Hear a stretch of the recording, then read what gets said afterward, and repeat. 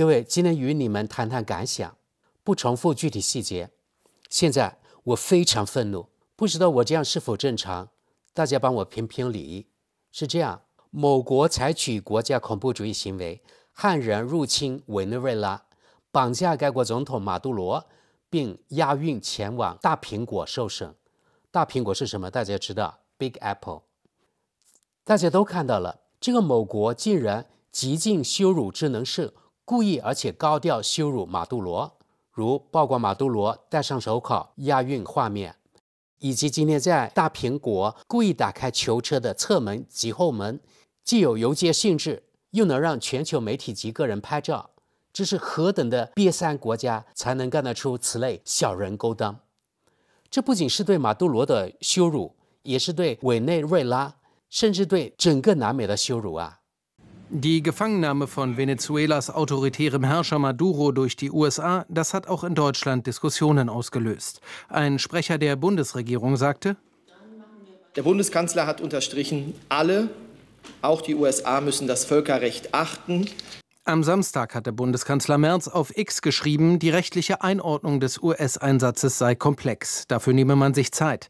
Der Bundeskanzler taucht ganz offensichtlich einfach ab aus Angst vor Donald Trump, weil die Situation ist eindeutig. Es ist ein Bruch des Völkerrechts, wenn man einen anderen Staat mit Gewalt angreift. Und das haben die USA mit Blick auf Venezuela gemacht.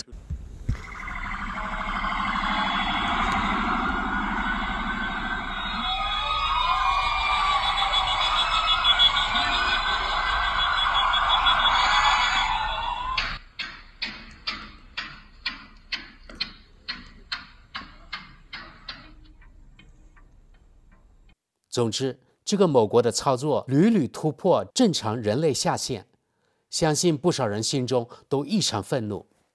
此類國際恐怖主義行為已經把戰後建立的國際秩序消失殆盡，國際法被公然踐踏，叢林法則終於回歸，而始作俑者卻是那個數十年發動各種戰爭，向其他國家推銷其民主自由價值觀的國家，實在難以用言語形容的諷刺。更可笑又令人憤怒的是，不僅暴力入侵他國，綁架該國元首，還大言不慚地說要接管該國，然後又威脅，如果該國新領導不聽話，就會有第二次入侵，甚至說新領導的下場比馬杜羅更慘。同時，那個如殺紅了眼的瘋狗，竟然接着威脅古巴、哥倫比亞、丹麥、伊朗、墨西哥等國極度囂張，因為他自詡為老大，誰也奈何不了他，因此就可以為所欲為。這個時候，聯合國去哪裡了？難道不應該召開一次緊急會議嗎？過了那麼久，聯合國秘書長才做了不痛不癢的講話，那麼這個聯合國還有什麼用？儘管中俄兩國講了重話，要求立即放人，但這些話沒有約束力，又有何用？令人憤怒的是歐盟這些國家的態度。歐盟姍姍來遲的聲明只是呼籲遵守國際法，連一句批評都不敢。德國總理及德國外長竟然說這事有點複雜，複雜個屁呀！再明顯不過的事了，哪裡複雜了？從西方這些傀儡國家的態度可以看出，他們的雙標有多麼離譜。德國政府竟然表示不要過分激怒懂王。這他媽的太滑稽了！我可沒有空穴來風啊！看，這是德國政府喉舌媒體德國之聲的報道，這說了不想激怒懂王。有些德國媒體也好不到哪裡，比如德國《世界報》邀請了一位律師談及大漂亮綁架馬杜羅是否違反了國際法，這名德國律師竟然說大漂亮這麼做並不違反國際法。德國一些政客、媒體以及一些網上評論竟然說，由於馬杜羅是獨裁者，所以大漂亮這麼做是可以接受的。什麼時候所謂民主價值觀凌駕於國際法之上了？誰來定義民主的？誰有資格做是否違反國際法的法官？我現在最想罵的是髒話，但不允許我罵。我心裡何止有10000匹草泥馬呀！看看西方國家這些政客、媒體以及一部分韭菜的嘴臉，就覺得惡心。這幾天看着他們，真的就更惡心了。我算是又看得更明白了。朋友們，看着這些流氓的表演，講真啊，我想吐。這雙標也太沒底線了。還有更惡心的，有一些德國媒體報道的評論區啊，經常有德國人說，大漂亮現在也如中國一樣了，踐踏國際法，侵略他國。為何這些德國癟三如此埋汰中國呢？還不是拜託他們邪惡媒體天天抹黑中國？即使中國什麼都沒做，最多只是在中國家門口做了1-2次軍事演習，但被德國媒體報道為咄咄逼人的邪惡中華帝國，我呸！以前我總是告誡大家，這些年我最深的感悟就是落後就要挨打，中國人一定要團結，一定要自強。唯有一個強大的祖國，中國人才能堂堂正正的做人，才能有和平與安定的生活環境。如果中國沒有強大的軍事力量，哪天西方看你不順眼，可能早就如馬杜羅一樣的下場了。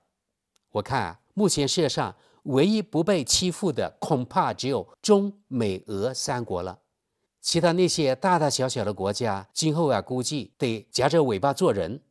一不小心，可能國家領導人被抓，或者國家被接管，資源被掠奪，美名曰給你送民主。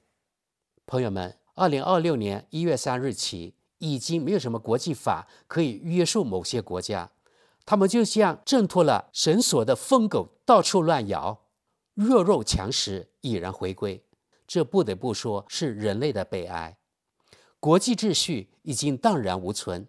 現在很多國家瑟瑟發抖，大家可能也知道了，比如委內瑞拉代總統表示邀請大漂亮參與制定合作議程，說穿了就是慫了唄，怕了唄，這與綏靖沒有任何區別。世界上尤其是西方對大漂亮的所作所為，現在就是綏靖，這會導致大漂亮只會變本加厲，因為他嘗到了甜頭，他經歷過了搶別人的石油，綁架別人的總統，不用付出任何代價，不僅不用擔心受到任何懲罰，而且這麼做的回報真是太高了。其實我心裡特別希望有一個國家站出來，帶領其他國家起來反對強權，反對暴政。如果這個世界由一個國家說了算，那麼他就是地球獨裁者。目前看來，他的所作所為確實正在往成為地球獨裁者的路上狂奔。當然，由於自身原因，但也由於委內瑞拉一直被制裁，所以導致該國經濟每況愈下，人民生活困苦。所以有些委內瑞拉人樂意看到馬杜羅總統被綁架、被羞辱。他們甚至以為大漂亮是來解放、來幫助委內瑞拉。他們這些人讓我想起了當初敘利亞、阿富汗、伊拉克那幫歡呼大漂亮，或北約轟炸他們國家，或擒拿他們國家領導人的那幫人，不知道他們今天作何感想？歷史何其相似，委內瑞拉也有此類人。大漂亮把別國總統綁架到他那裡受審，想表演給全世界看，你們看我們多講法治。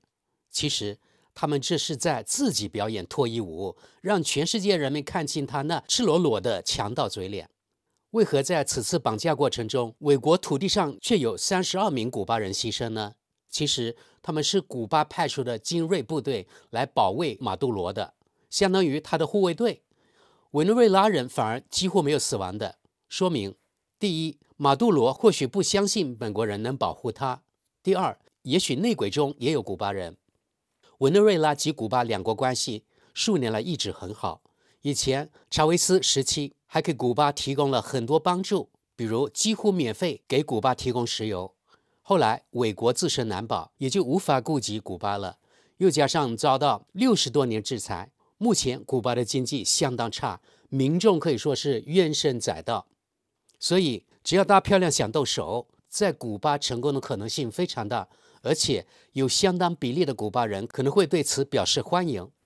還有一點讓我深思，董王根本不需要國會通過即可派兵，表明他實際上很容易調動兵力，那麼意味着他有能力掌控全部權力，成為實際的獨裁者。這麼一位貪得無厭又毫無底線的人掌控着大漂亮的權力，那麼對這個地球絕非福音。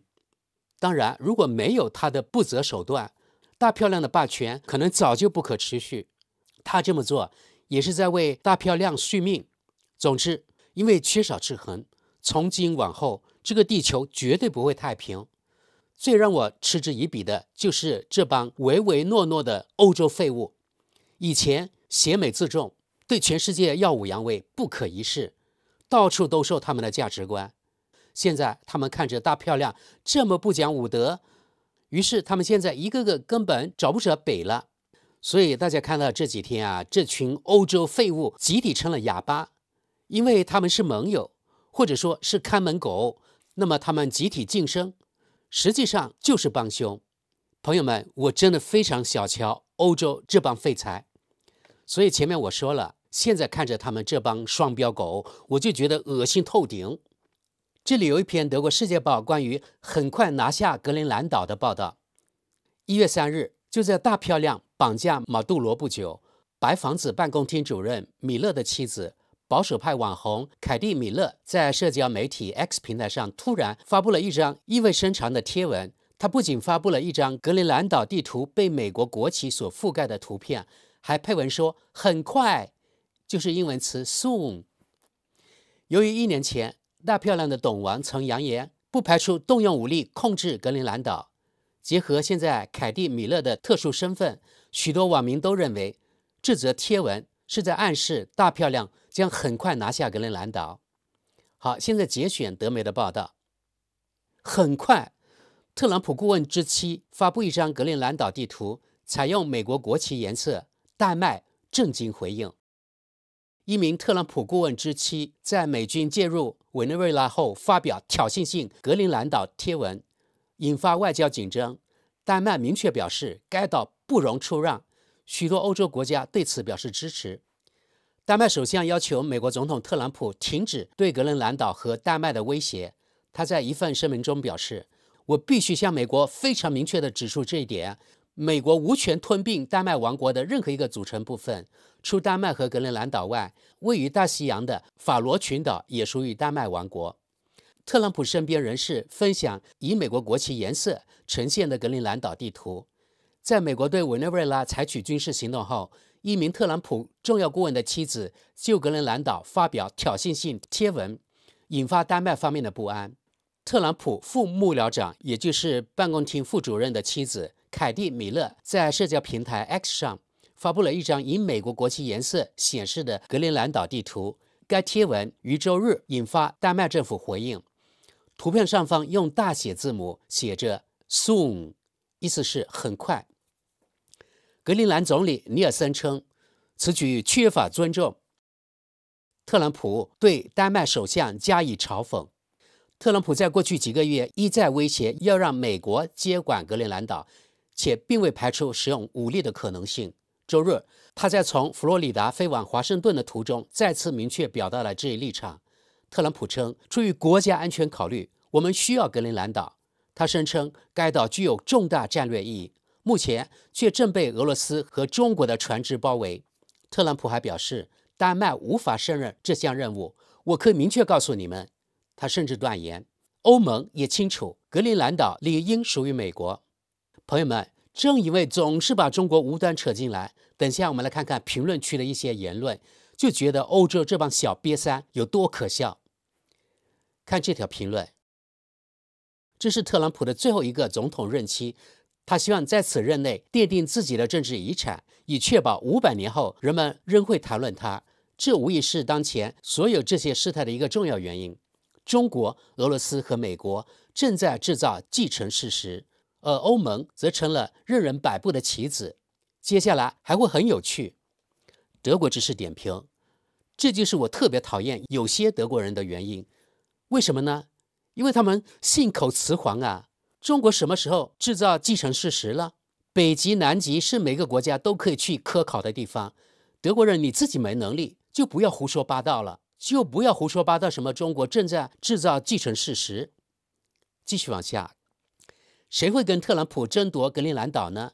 只要給每個格陵蘭人100萬美元，美國聯邦州地位及安全保障，並結束丹麥事實上的殖民統治即可。歐洲沒人願意看到格陵蘭落入俄羅斯或中國的勢力範圍。丹麥將全力以赴反對這些大國的企圖。我們是時候該決定自己要加入哪個勢力範圍了。一個獨立的歐洲勢力範圍並不存在，儘管有些人還在做這樣的夢。再往下，這6萬名愛斯基摩人如果被美國短期兼併，應該感到慶幸。更糟糕的選擇是落入中國或俄羅斯之手。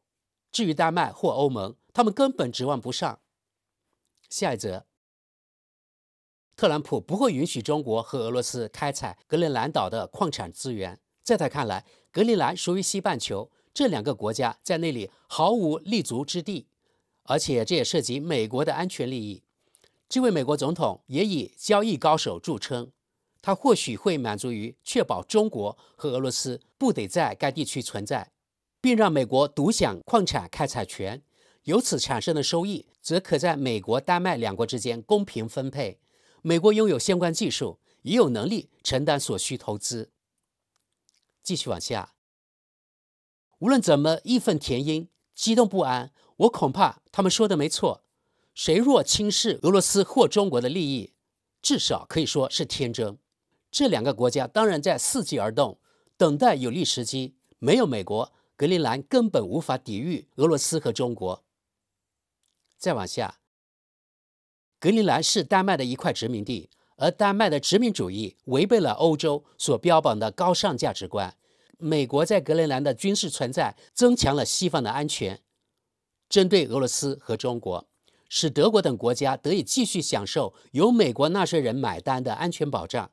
格陵蘭所蘊藏的金屬和原材料可提升西方的安全，避免受到專制政權、戰爭國家和威權國家的勒索。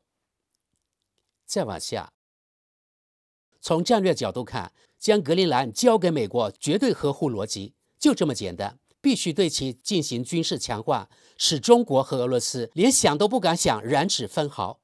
而丹麥根本不具備這種能力，畢竟一個僅600萬人口的國家，如何能與擁有3.4億人口的美國相提並論？有些人還沒意識到，舊時代已經結束了，當今世界秩序正在重新構建。歐洲最好明智地站在美國一邊，而不是一味扮演道德義憤的角色。德國之士點評，大家看看，這就是有些德國人的嘴臉，對中國總是一種無端的仇恨，什麼事都喜歡甩過中國。可悲的是啊，中國還有不少人以購買德國制造的東西為榮，還有不少德吹，真是夠諷刺。接下來起碼還有10條評論都提到中國對格陵蘭懷有野心。既然他們都這麼想了，那我就想，乾脆中國收了格陵蘭算了吧。這個我表示支持。最後，我們來看幾條德國《時代報》的網民評論。第一條評論：請問誰能向我解釋一下，從國際法的角度看，普京對烏克蘭的侵略與特朗普對委內瑞拉的軍事干涉，包括綁架總統，他們之間有何區別？這都是一個主權國家對另一個主權國家的攻擊。迄今為止，我們一直站在正義的一方。我擔心，我們如今正目睹幾十年來賴以生存的世界秩序走向終結。如果特朗普接下來真如人們所擔憂的那樣對格陵蘭下手，那他將成為北約內部，甚至可以說是歐盟內部的敵人。繼續往下，即便馬杜羅是獨裁者，特朗普在這裡所做的是一場侵略戰爭和綁架。再往下，難以置信，難道這就是我們如今所生活的世界嗎？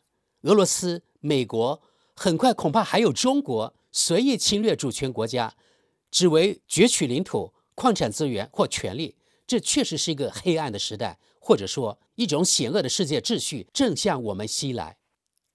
下一則。當然了，這個時事博客簡單的叫做《美國與委內瑞拉》。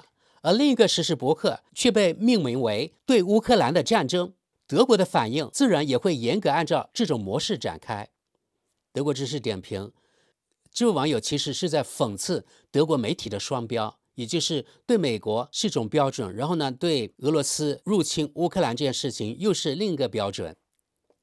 好，再往下，下一個就是格陵蘭。如果還有人以為這個法西斯式的美國政權是在開玩笑，那就大錯特錯了。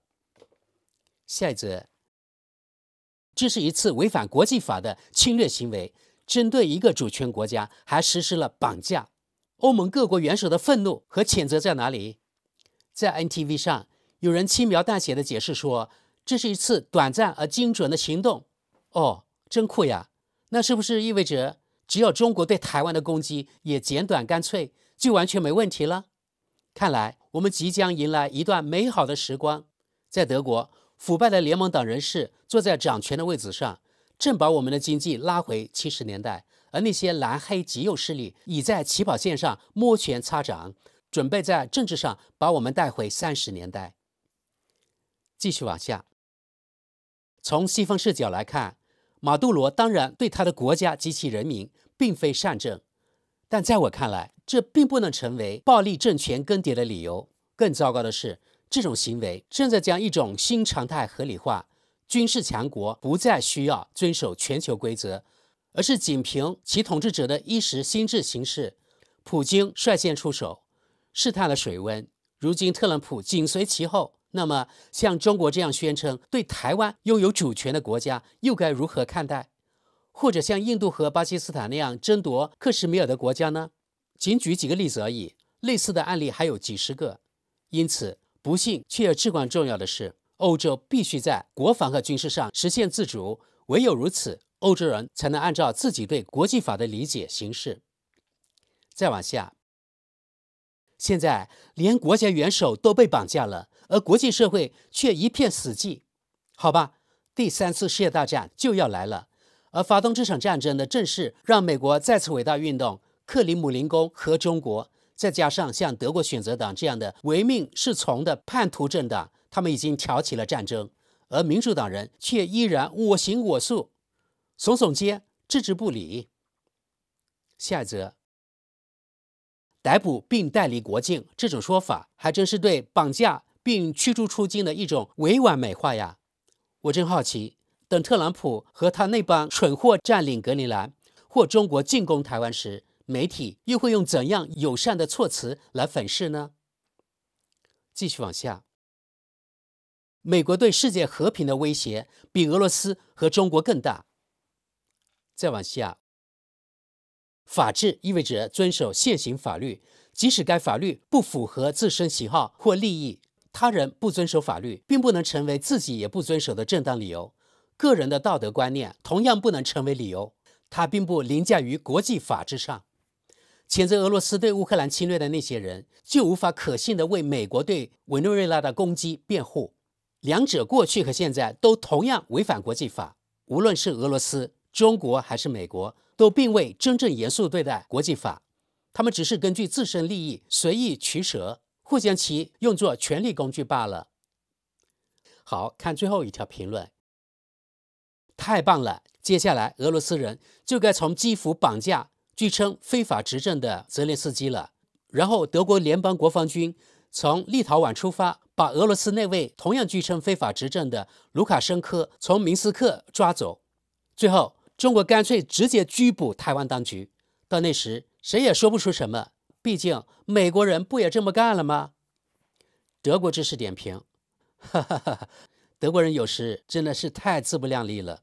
德國人，你們真有能力到白俄羅斯抓盧卡申科？真是天大的笑話。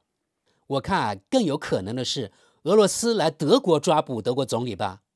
朋友們，總之從評論大家也看到了，本來這件事與中國沒半毛錢關係，但是中國總是躺着也中槍。德國人真是太魔怔了。該譴責的是德國的主子美國而不是八竿子打不着的中國。各位怎麼看？